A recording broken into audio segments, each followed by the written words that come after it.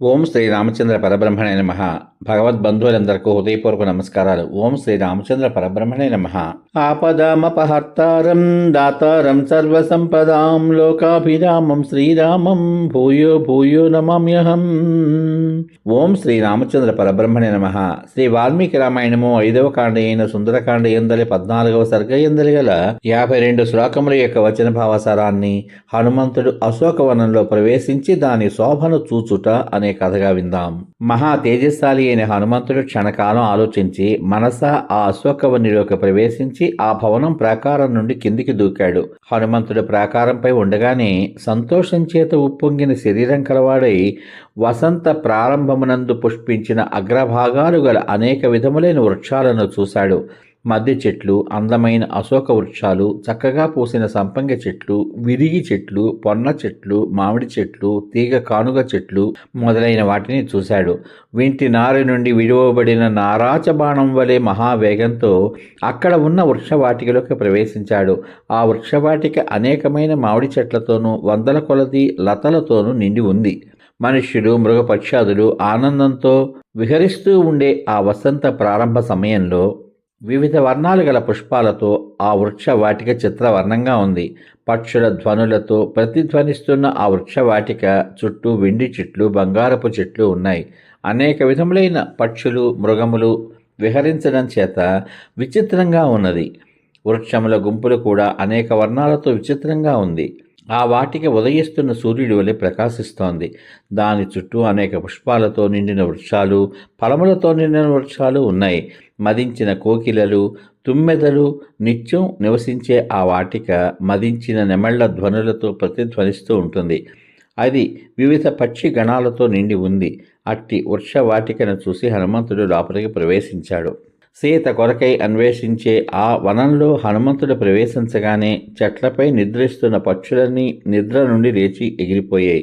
ఎగురుతున్న పక్షుల రెక్కలు తగిలి వృక్షాలు అనేక వర్ణములు గల అనేక విధములైన పుష్పాలను వర్షించాయి. పుష్పములచే కప్పబడిన వాయుపుత్రుడైన హనుమంతుడు ఆ అశోకవన మధ్యమనందు పుష్పమయమైన పర్వతం వల్లే ప్రకాశించాడు.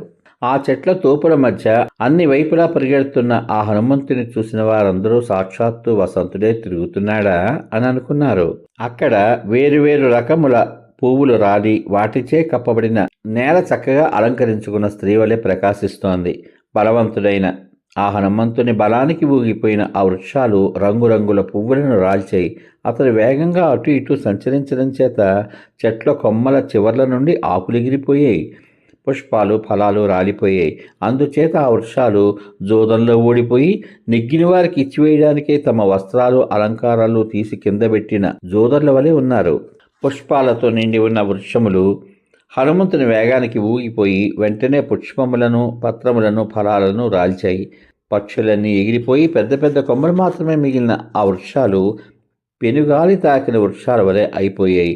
హనుమంతుని హస్తముల చేత, పాదముల చేత నలగొట్టబడి మంచి వృక్షాలన్నీ విరిగిపోవడం చేత ఆ అశోకవనం ప్రియునిచే గాఢంగా చుంబింపబడినదై నఖక్షత దంతక్షతములతో కూడిన శరీరం చేత చెదిరిపోయిన జుట్టుతో నలిగిపోయిన రంగుతో ఉన్న యువతి వలె ఉన్నది.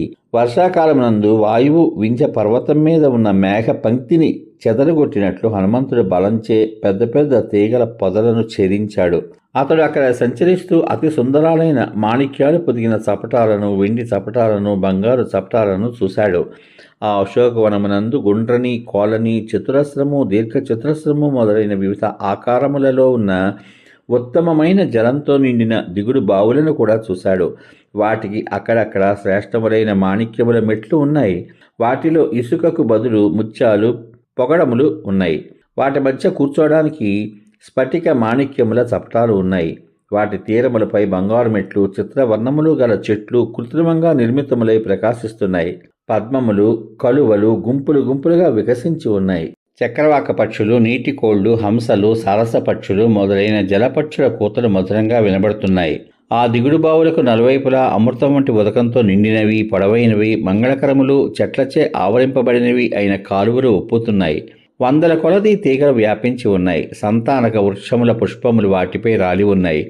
అనేక విధములైన పొదలు, చిన్ని మొక్కలు వాటి చుట్టూ దట్టంగా వ్యాపించి ఉన్నాయి. మధ్య మధ్య కరవేర వృక్షాలు ఉన్నాయి.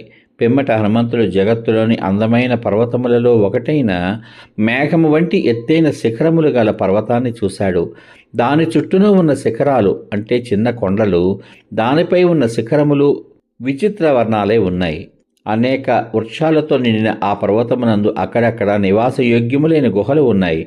అశోకవనంలో ఒక కృత్రిమ పర్వతం ఉంది. దానిపై నుండి ఒక నది అనగా కాలువ కిందికి కొంత దూరం ప్రవహించి మళ్లీ వెనుకకు తిరిగి పర్వతం వైపుకే ప్రవహిస్తున్నట్లు ఏర్పరచబడింది. దాని తీరములపై ఉన్న వృక్షముల కొమ్మల అగ్రభాగాలు ఆ కాలువ నీటికి తగులుతున్నాయి. ఆ పర్వతముల నుండి కిందికి జారి దూరంగా ప్రవహించిపోతున్న ఆ నది మగని మీద అలిగి వానిని విడిచి పుట్టింటికి పయనమైపోతున్న భామవలే ఉన్నది. దాని నీటిలో పడిన కొమ్మలు నువ్వు భర్తను వదిలిపెట్టి వెళ్ళుట యుక్తం కాదు అని చెబుతూ ఆమెను అడ్డగిస్తున్న బంధువుల చేతుల వలె ఉన్నాయి. కొంత దూరం పోయి మరల పర్వతం వైపే ప్రవహిస్తున్న ఆ నది బంధువు మాటలు విని అలక తీరి మరల భర్త దరిచేరిన యువతి వలె ఉన్నాయి.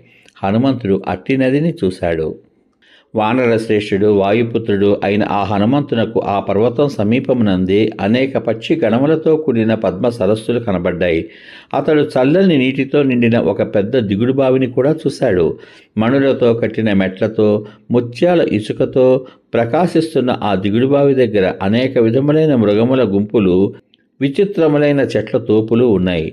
దాని చుట్టూనూ ఉన్న విశ్వకర్మ నిర్మించిన పెద్ద పెద్ద ప్రాసాదాలు, కృత్రిమములైన వృక్షముల సముదాయాలు ముచ్చట గొలుపుతున్నాయి. అక్కడ ఉన్న పుష్ప వృక్షముల దగ్గర, ఫల వృక్షముల దగ్గర కూడా ఛత్రములు, పెద్ద అరుగులు, చిన్న చిన్న బంగారు తెన్నులు అమర్చబడి ఉన్నాయి. అక్కడ హనుమంతునకు ఒక బంగారు సుంసుపా వృక్షం కనబడింది. దాని చుట్టూ అనేకములైన లతలు అల్లుకుని ఉన్నాయి. అది ఆకులతో దట్టంగా ఉంది. దాని చుట్టూ బంగారు వేదికలు ఏర్పరచబడి ఉన్నాయి. హనుమంతుడు అక్కడ మరికొన్ని భూభాగములను, పల్లపు ప్రాంతాలను, శరయూటలను, అగ్నివలె ప్రకాశిస్తున్న బంగారు వృక్షాలను చూశాడు. మేరు పర్వతం కాంతి సంక్రమించడం చేత సూర్యుడి వలె ఈ వృక్షముల కాంతి నాపై ప్రసరించుట చేత నేను బంగారు రంగు గలవాడినయ్యాను అని వీరుడైన హనుమంతుడు తలచాడు. ఆ సింసుపా వృక్షం చుట్టూ అనేక బంగారు వృక్షాలున్నాయి. దానికి కట్టిన అనేకములైన చిరుగంటలు చప్పుడు చేస్తున్నాయి. అట్టి ఆ సింసుపా వృక్షాన్ని చూసి హనుమంతుడు ఆశ్చర్యాన్ని పొందాడు. మహాబాహువైన ఆ హనుమంతుడు పుష్పించిన శిఖరాగ్రములతోనూ మనోహరమైన ముదిరిన అంకురములతోనూ చిగుళ్లతోనూ నిండి ఉండి ఆకులతో దట్టంగా ఉన్న ఆ సింసుపా వృక్షాన్ని ఎక్కి ఈ విధంగా ఆలోచించాడు. రాముని చూడ్డానికై అత్యాసక్తితో ఉన్న సీత ఈ పక్క కనబడవచ్చునేమో. దుఃఖ పీడితురాలైన ఆ సీత ఇటు అటు తిరుగుతూ దైవ వశంచేత నాకు కనబడవచ్చునేమో. దురాత్ముడైన రావణుని ఈ అశోకవనం చంపక వృక్షములతోనూ, చందన వృక్షములతోనూ, ఒకల వృక్షములతోనూ ఒప్పుతోంది. చాలా అందంగా ఉంది. పక్షి సమూహాల చేత సేవింపబడుతున్న ఈ పద్మ సరస్సు చాలా రమ్యంగా ఉంది. రాముని పట్టపురాణి అయిన సీత తప్పక దీని వద్దకు వస్తుంది. రామునకు అత్యంత ప్రియురాలైన భార్య, మనోహరురాలు, పతివ్రత, వనంలో సంచరించుటయందు నేర్పు, ఆసక్తి కలది అయిన జానకి తప్పక ఈ సరస్సు దగ్గరికి రాగలదు. రాముని గూర్చిన ఆలోచనలచే కృషించిపోయినది, లేడి పిల్ల కళ్ళ వంటి కళ్ళు గలది అయిన ఆ పూజ్యురాలు ఈ ఉద్యానవనంతో పరిచయం గలది అవడంచేత ఈ ఉద్యానవనానికి రాగలదు. నిత్యము వనవాసమునందు ఆసక్తి గల సుందర నేత్రి అయిన ఆ దేవి రాముని గూర్చిన శోకంతో బాధపడుతూ ఉద్యానమునందు సంచరించడానికి ఇక్కడికి రాగలదు. రామునకు అత్యంత ప్రియురాలైన భార్య, జనకుని కూతురు అయిన ఆ సీత పూర్వం అరణ్య వాస సమయమునందు వనంలో సంచరించు పక్షి మృగాదుల విషయంలో సర్వదా ప్రేమాసక్తులు కలదై ఉండేడిది అనే విషయం సత్యం. అందుచేతే ఆమె ఇక్కడికి రావచ్చు. యవ్వన మధ్యస్థురాలు, మంచి శరీరవర్ణము కలది అయిన జానకి సంధ్యాకాలము అనే విషయాన్ని గుర్తించి సంధ్యోపాసన నిమిత్తం తప్పక పవిత్ర జలములు గల ఈ నదికి రాగలదు. మంగళకరమైన ఈ అశోకవనం రాజాది రాజైన రామునికి అత్యంత ప్రేమాస్పదురాలైన భార్య, శుభగుణ సంపన్నురాలు అయిన సీత నివసించడానికి తగినది. చంద్రబింబము వంటి ముఖం గల ఆ సీతాదేవి జీవించి ఉన్నట్లే అయితే పవిత్ర జలం గల ఈ నదికి తప్పక రాగలదు. మహాత్ముడైన హనుమంతుడు ఈ విధంగా ఆలోచించి సీత వస్తుందేమో అని ఎదురుచూస్తూ చాలా పుష్పాలతో నిండిన దట్టమైన ఆకులు గల కొమ్మలపై అణిగి ఉన్నవాడై నలుదిక్కులను పరిశీలిస్తూ ఆ ప్రదేశాన్ని అంతటినీ చూశాడు. సమాప్తం. ఇంతవరకు మీరు శ్రీ వాల్మీకి రామాయణము 5వ కాండ అయిన సుందరకాండ యందలి గల 14వ సర్గయందలి గల 52 శ్లోకముల యొక్క వచన భావసారాన్ని హనుమంతుడు అశోకవనంలో ప్రవేశించి దాని శోభను చూచుట అనే కథగా విన్నారు. రేపటి భాగంలో శ్రీ వాల్మీకి రామాయణము 5వ కాండ అయిన సుందరకాండ యందలి 15వ సర్గ యందలి గల 54 శ్లోకముల యొక్క వచన భావసారాన్ని అశోకవన శోభను చూస్తూ హనుమంతుడు చైత్య ప్రాసాదము దగ్గర దయనీయ స్థితిలో ఉన్న సీతను చూచుట అనే కథగా విందాం. ఓం శ్రీ రామచంద్ర పరబ్రహ్మణే నమః.